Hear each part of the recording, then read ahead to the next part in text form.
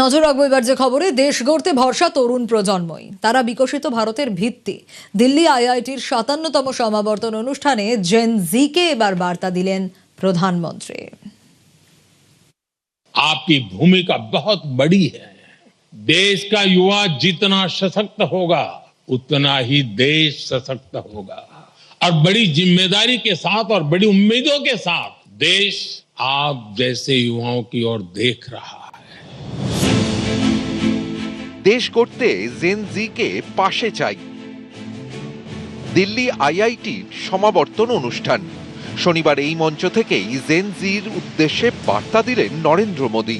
রাজধানীতে ছাত্র যুব আন্দোলনের পরে এই প্রথম কোনো অনুষ্ঠানের মঞ্চ থেকে প্রধানমন্ত্রীর বার্তা।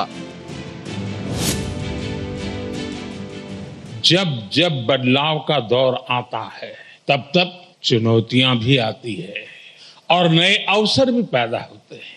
दुनिया बदलेगी, टेक्नोलॉजी भी बदलेगी, लेकिन इन सब के बीच जो सीखेगा वो जीतेगा।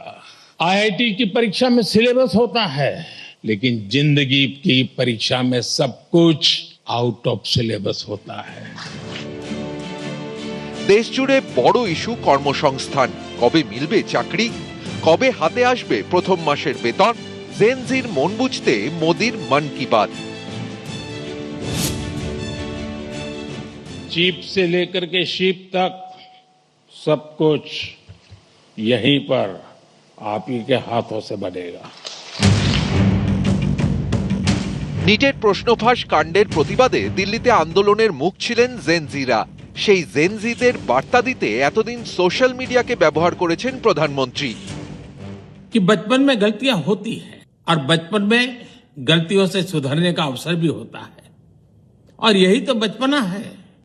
देशव्यापी सभी राज्यों में भी और केंद्र में भी शिक्षा पद्धति में सुधार अनिवार्य हो गया है। टेक्नोलॉजी के भरपूर उपयोग की आवश्यकता हो गई है।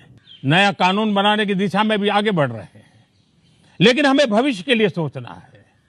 हमारी परीक्षा पद्धति विश्वस्त हो, हमारी परीक्षा पद्धति ट्रांसपेरेंट हो, हमारी परीक्षा पद्धति में सबसे ज्यादा टेक्नोलॉजी का उपयोग हो। বৃহস্পতিবার মুম্বাইয়ে জেন জিদের মুখোমুখি হন আরএসএস প্রধান। कितनी सही है नहीं है मुझे मालूम नहीं, लेकिन मुझे अगर आंख मूंदकर विश्वास रखने के लिए कहा तो मैं जैन जी पर विश्वास रखूंगा। जैन जी अगर एजिटेशन कर रही है तो एंटी नेशनल तो है नहीं, अपने लोग हैं, अपनी नेक्स्ट जनरेशन है।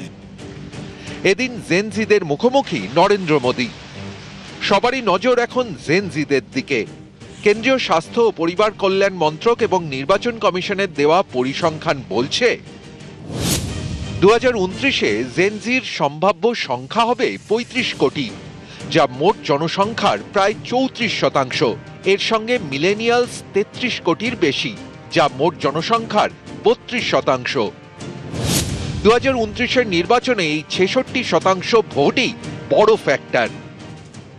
बातें बिना सोचे समझे स्वीकार कर ली जाती हैं, जरा उन्हें परखिए, उन पर सवाल उठाइए, लेकिन सिर्फ सवाल पूछकर मत रुकिए, उनका समाधान खोजने का साहस भी रखिए। आपके हर निर्णय का आधार ये भी होना चाहिए कि इससे देश को क्या फायदा होगा। নিউজ 18 বাংলা।